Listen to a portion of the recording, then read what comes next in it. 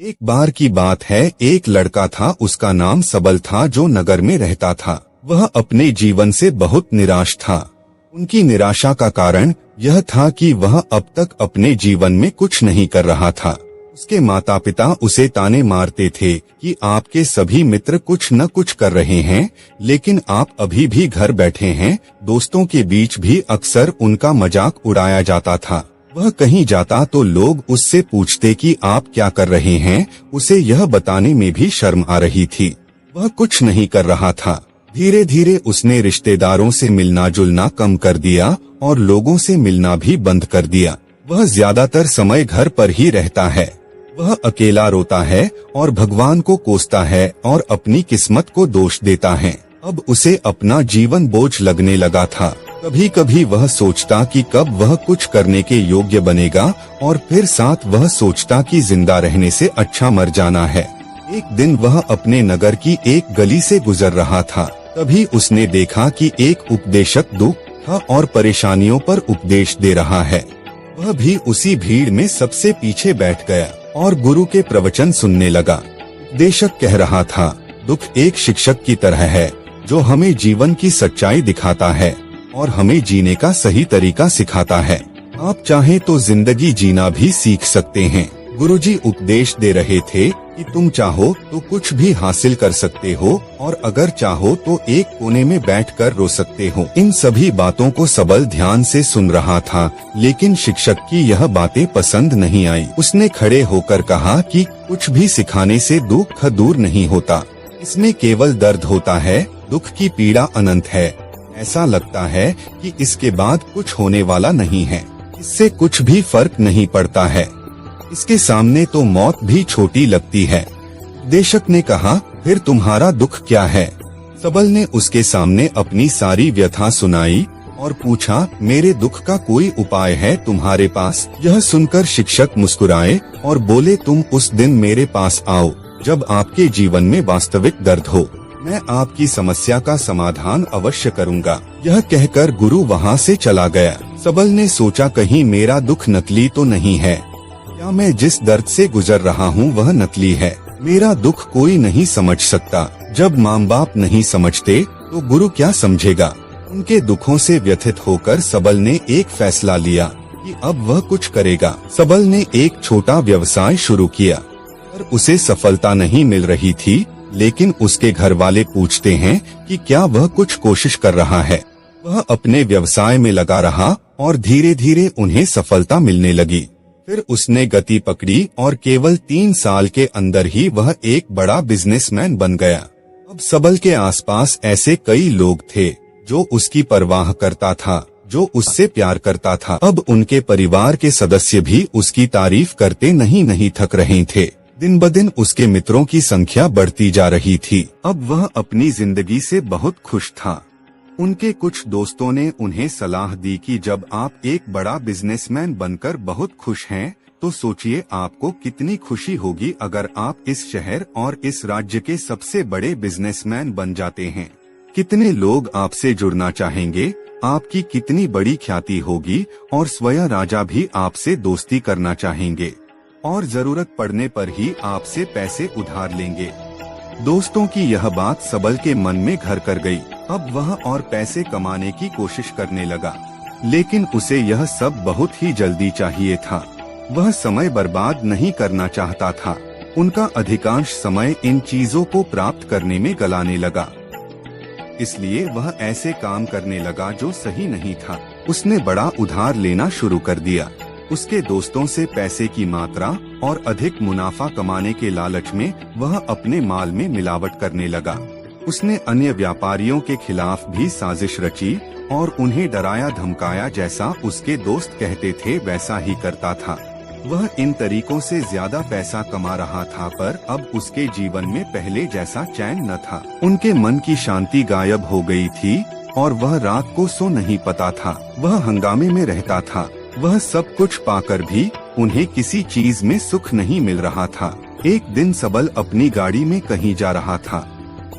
तभी रास्ते में उन्हें उपदेशक का आश्रम दिखाई दिया। वह रुका और गुरु के पास जाकर बोला, संत आपने मुझे मेरे पास आने के लिए कहा था। जब मेरे जीवन में सच्चा दुख आता है। अब मैं बहुत दुखी हूँ कि मेरी नींद हराम हो गई है, मुझे कहीं भी शांति नहीं मिल रही है। इस प्रकार सबल ने अपनी सारी समस्याएं गुरु को बता दी। गुरु ने कहा, जब तुम पहली बार मुझसे मिलने आए थे तब भी तुम किसी दुख में थे, आपने उस दर्द से क्या सीखा? सबल ने कहा कि सिर्फ सोचने और चिंता करने से कुछ नहीं होता, आपकी दृष्टि को सच करने के लिए यह कार्रवाई करता है, और सिर्फ काम करने से कुछ नहीं होता, परिणाम भी मिलना चाहिए। जब आपको लगता है कि आपका लक्ष्य हासिल नहीं होने वाला, तब राह में चाहे कितनी भी मुश्किलें आ जाएं, मन कितना भी निराश क्यों न हो, कितना भी लगता हो कि अब कुछ नहीं होने वाला है, तभी विश्वास करें, मैं जो भी कर रहा हूँ उसमें अवश्य सफल होऊंगा। लोग केवल सफल लोगों का सम्मान करते हैं, कोई कितना भी अच्छा क्यों न हो, वह हमेशा लोगों की नजरों में बोझ बने रहते हैं। यह सब सुनकर उपदेशक मुस्कुराया और बोला, अब आपके पास है तो यह वास्तविक दुख नहीं है। अपने जीवन में वास्तविक दुख आए तब मेरे पास आओ, मैं उसे ठीक कर दूंगा। सबल ने जाते समय साधु को सोने के सिक्कों से भरा घड़ा भेंट किया।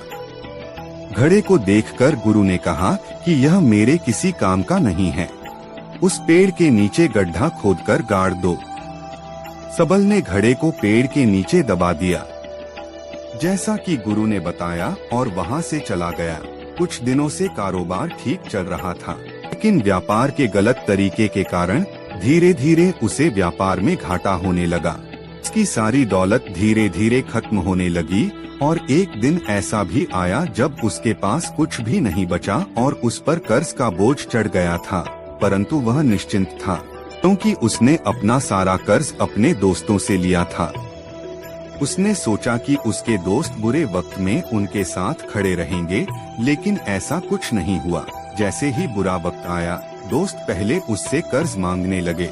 अगर उसने कर्ज नहीं लौटाया, उन्होंने उसे जान से मारने की धमकी भी दी। उनके सभी शुभचिंतक और प्रियजन उससे दूर हो गए। उसके दोस्त जो उसके साथ मस्ती किया करते थे, अब उससे दूर भाग रहे थे। उसका परिवार उसकी गलतियां और कमियां गिनने लगा। उनकी सारी संपत्ति नीलाम कर दी गई और उसके पास कुछ भी न बचा। जब उसने अपने पिता से मदद मांगी, पिता ने कहा कि मेरे पास थोड़ी सी संपत्ति है, मैं तुम्हारी माँ को क्या कहूँगा अगर मैं तुम्हें दे दूँ? यह संपत्ति हमारा अंतिम उपाय है। सबल के मन में गहरा दुख छा गया। उसके आसपास कोई नहीं था जो उनके दुख को समझ सके, जो उसे संभाल सके। जनता के इस विश्वासघात के कारण वह अंदर से टूट चुका था। वह सोचने लगा कि अब जीने का क्या मतलब है, अब मौत ही मेरा सहारा है। वह आत्महत्या करने के लिए पहाड़ी पर जा रहा था, तब से उसे याद आया कि उस शिक्षक ने उससे कहा था, मेरे पास आओ जब तुम्हारे जीवन में वास्तविक दुख हो। अपनी सारी व्यथा सुनाई, आंखों में आंसू लिए उसने कहा, हे गुरुजी, मेरे दुख का निवारण कीजिए। गुरु ने कहा, जब जीवन में असली दुख होता है तब मेरे पास आ जाना, मैं इसे जरूर ठीक करूंगा। सबल ने कहा कि ये क्या हो रहा है, मेरी जिंदगी में अभी दुख नहीं है, तो आखिर असली दुख क्या है? गुरुजी ने सबसे कहा कि पहले आप मुझे बताओ, आपने अपने दुख से क्या सीखा? सबल ने कहा कि मैंने वह सीखा जो लोग हमारे जीवन में आते हैं, वह हमारी सफलता और प्रगति के कारण वो हमें धोखा जरूर देंगे, क्योंकि बुरे समय में वे हमारे साथ नहीं खड़े होंगे। वे अच्छे समय में ही हमारा फायदा उठाएंगे और बुरे समय में हमें छोड़ देंगे। उन लोगों पर ही भरोसा करें जो हमारे बुरे समय में हमारे साथ खड़े रहते हैं।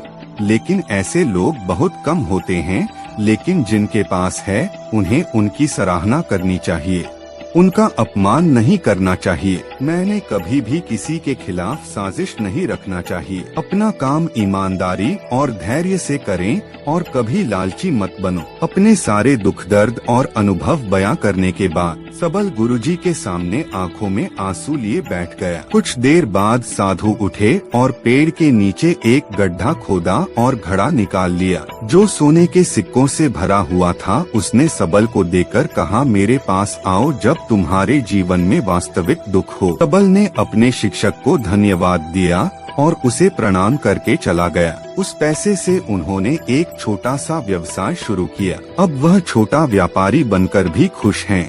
उन्होंने पूरी लगन और ईमानदारी से कारोबार किया। जल्द ही वह अपने शहर का एक बड़ा व्यापारी बन गया। उनका जीवन सुख सुविधाओं से भरा हुआ था। लेकिन कोई कितना भी अच्छा क्यों न हो, लेकिन जीवन में दुख आता है तो सबल के जीवन में भी दुख आते थे। अपने माता पिता की मृत्यु के रूप में वे दोनों एक ही दिन मर गए। सबल अपने माता पिता से बहुत प्यार करता था, इसलिए उनके निधन से उन्हें गहरा सदमा लगा।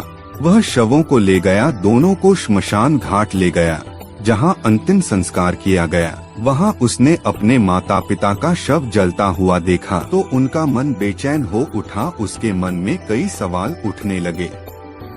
वह घर वापस आ गया, इसलिए उसने अपने माता पिता के घर और संपत्ति को देखा, जिसके लिए उनके पिता हमेशा लड़ते रहे। आज जो छूटा पड़ा है, जिन्होंने इसकी देखभाल की, इसके लिए लड़ने वाले इस दुनिया से चले गए। उसके पिता ने जो कुछ कमाया वह सब यहीं रह गया। एक दिन पहले तक उसके पिता मारपीट करते थे किसी के साथ उसकी संपत्ति के लिए। आज वो खुद इस दुनिया से चले गए। उसका मन ऐसे अनेक विचारों के बवंडर में था। वह अंदर से अकेला और डरा हुआ महसूस कर रहा था। वह खाली महसूस कर रहा था। उसे लगा कि कुछ है, वह समझ नहीं सका, इसलिए वह गुरु के पास गया।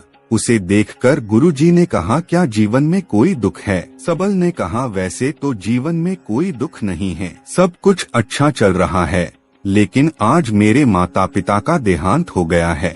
मैं इस घटना से बेहद दुखी और परेशान हूँ। गुरुजी ने कहा, इसमें दुखी होने की क्या बात है?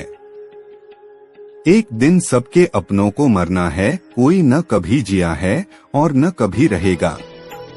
एक दिन तुझे भी मरना है, शायद तुम कल ही मर जाओगे, या आप आज भी मर सकते हो। सबल ने कहा, क्या कह रहे हो गुरुजी? मैं भी मर जाऊंगा, लेकिन मैं अभी जवान हूँ।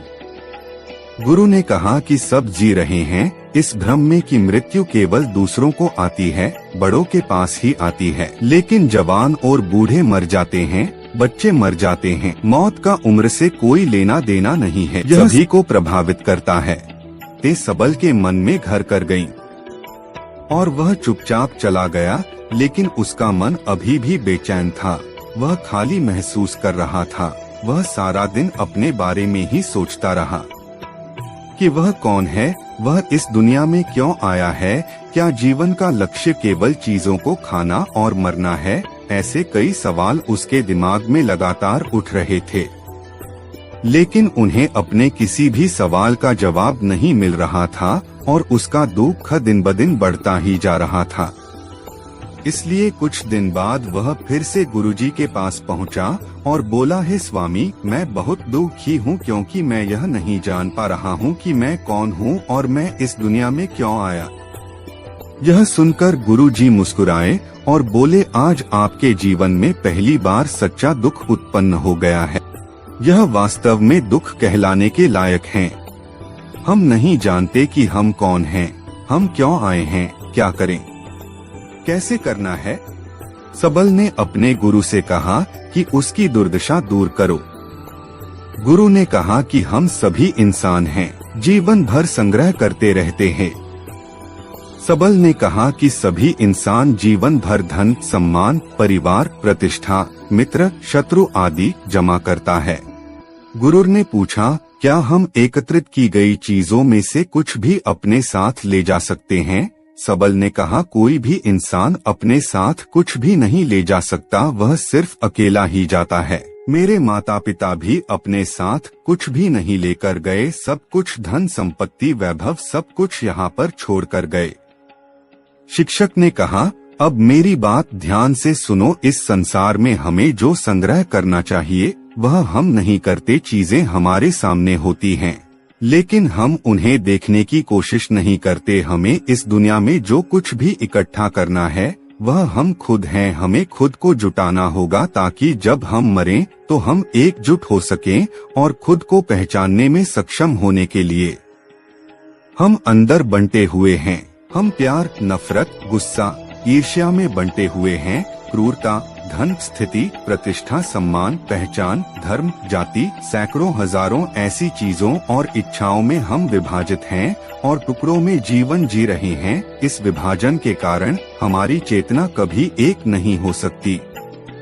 हमारी चेतना शक्ति बिखरी हुई है, इसलिए हमारे पास इतना समय नहीं है, इतनी ऊर्जा नहीं कि हम मुड़ सकते हैं और अपने भीतर देख सकते हैं। वास्तव में धन, सम्मान और सुविधाओं का अभाव, लोग इसे दुख समझते हैं और जीवन भर के लिए जो दुख कहकर रोते रहते हैं। जिसके भाग्य में जितना होता है उसे उतना ही मिलता है।